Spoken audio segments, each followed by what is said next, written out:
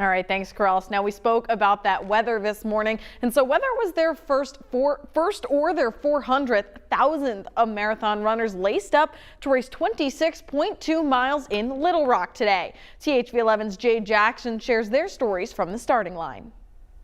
These people behind me will start their journey from starting line to finish line, and I ended up speaking to a few people who decided to tell me their why for every stride.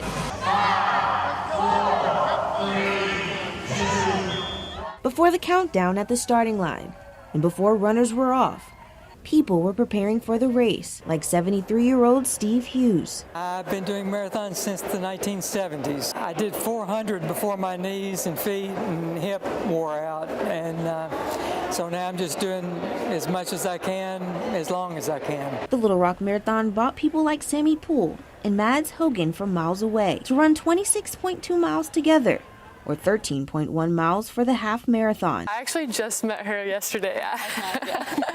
We met at a house last night, at a friend's house, and yeah, had mutual friends, and then we're like, you're doing the race? I'm doing the race, that's crazy. My first race ever. Mads Hogan's motivation comes from wanting to overcome inner obstacles. My whole life, I've always been a quitter.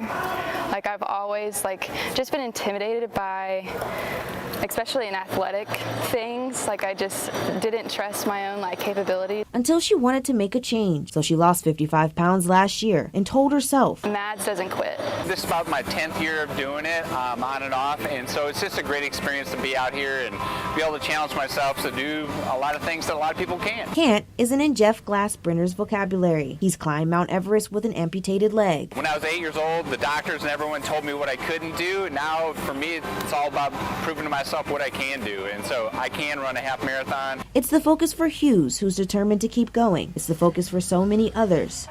The first step is the hardest. I'm just pumped to get across that finish line and be able to tell myself that I did it. In Little Rock, Jay Jackson, THV 11 News.